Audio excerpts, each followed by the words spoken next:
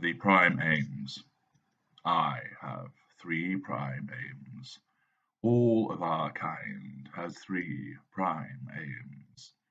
Our dark and menacing behaviors, even when dressed up as the illusory golden period, are focused on the attainment of these three prime aims.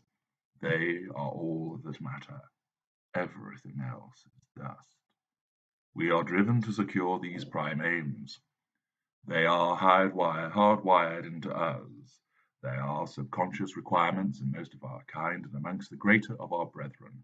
We are aware of the necessity of attaining these three things to ensure that not only do we survive, but we also thrive. Everything we do, say, and concern ourselves with revolves around achieving these three aims. Nothing else matters. Do we love you? No. We do not know what that truly is, but we will use love to secure our prime aims.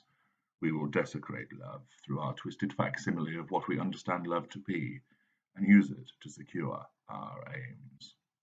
Do we want to do good for the disadvantaged around us? No. Yet, if such behavior will ultimately benefit us through the establishment of a facade, which can then be used to further our quest for these prime aims, then we will become a trustee of that charity or organize a fundraiser for the orphanage for unwanted monobrowed children. Do we want to be friends with you because we find your collection of unopened Star Wars figures fascinating? No. We do so because knowing someone with the best collection on the East Coast means that it works in favor of us in terms of attaining the prime aims. Nothing we do is about you. It is all about securing our aims. Admittedly, there will be occasions when we are in alignment, and our march with our dark troops by our side to the attainment of the prime aims means that you and others will benefit. That is pure serendipity, and we do not care whether the outcome is good or bad for you, as long as we achieve what we need. The sooner you grasp and understand that we are focused on securing these prime aims, and nothing else matters to us, the faster you will be able to formulate your own way to avoid being caught up in their attainment. Prime aims and their attainment is the only goal we are interested in, and everything else is swept up in the need to achieve them. Children, job, home, wife, father, daughter, friend, interests, socializing, conversations, money, status, manipulation, connections, infidelity, misery, cruelty, seduction, possessions. These, and so much more, are mere conduits, enablers, bridges to the securing of the prime aims.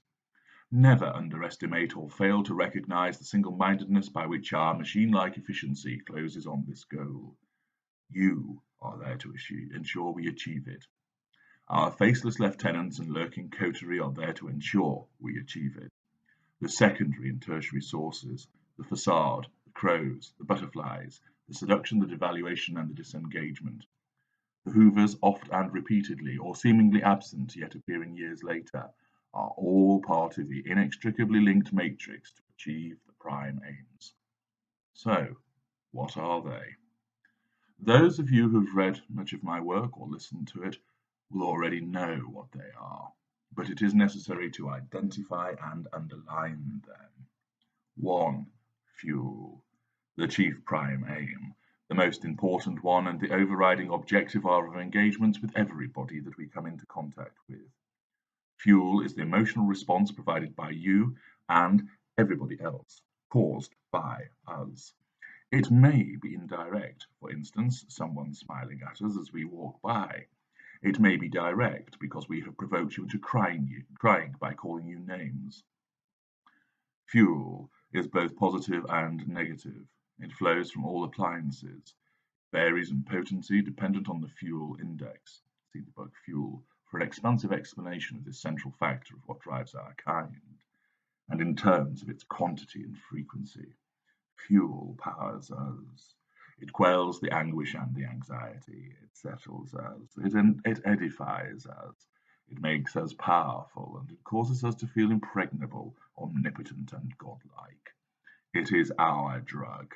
We want it and we need it, and it must be provided each and every day, and we take it from those that we have established in our fuel network.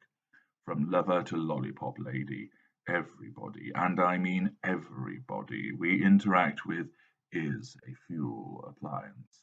The words you use, the tone attached to them, the inflection in your voice, the gestures you make, the things you do, the expression on your face, the sounds you make, all of these contribute and provide us with fuel, but it has to be caused by us. If you are crying over the death of your mother, that is not fuel for us. It is fuel for your mother, albeit she didn't need it when alive, and certainly has no use for it now she is cold in the ground. Those tears are wasted, and this infuriates us. Thus, we will say something hurtful about your pathetic weeping, so that you then cry because of what we have said. Your emotional response that follows is then down to us, and we gain fuel. Fuel is the single most important thing to us. No fuel, and we weaken, and ultimately enter a fuel crisis. 2. Character traits. We have built a construct. This construct is like a frame, and through the gathering of fuel, we are able to then power its maintenance and further development. This construct imprisons the creature. This construct allows us to show the world what we want to see, and thus gain more fuel, and the cycle repeats. Everyone we interact with has the potential to furnish us with character traits which we lift and apply to the construct to make it better, stronger, more attractive, and more secure. Each piece of fuel is the paste which enables us to place the shards, segments, patches, pieces, and elements of character traits onto the construct and keep them there. If you wish to understand this in greater detail, do read my book, Fury. Your interest in insects, a friend's sporting achievements, a child's academic prowess, information from tertiary source about the best restaurant in Barcelona's Gothic Quarter, the humorous anecdotes told by a speaker at an awards dinner, the tales told by a grandparent, the intelligence gathered by a colleague, and so on. All of those things become character traits, which we will take for ourselves and pass off as our own. We want them and need them from those we interact with. Some have nothing to provide, and thus they are less important appliances, but others have many, and thus your coruscating, dazzling traits, when you are a primary source to us, become fundamental as part of the prime aims. 3. Residual benefits. Are you well off?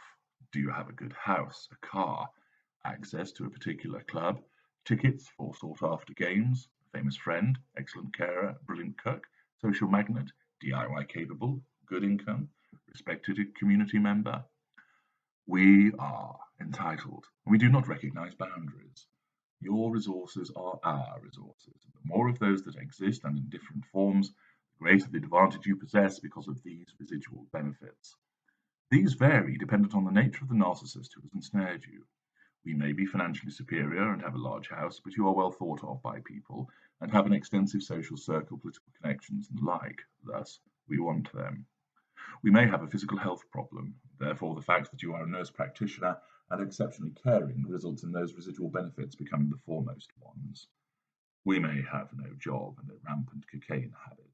So your well-appointed residence and burgeoning bank account are appealing residual benefits to us. The list of residual benefits is not exhaustive, and they will vary from narcissist to narcissist, but they form a further essential part of this triumvirate. Thus, fuel, character traits, and residual benefits are the prime aims. All appliances are expected to fulfill their obligation to provide us with each element of the prime aims, although it is naturally of greater importance concerning the primary source having such applicability. Always keep in your mind the relevance of these prime aims, because this will aid your understanding as to why certain things are said and done by our kind.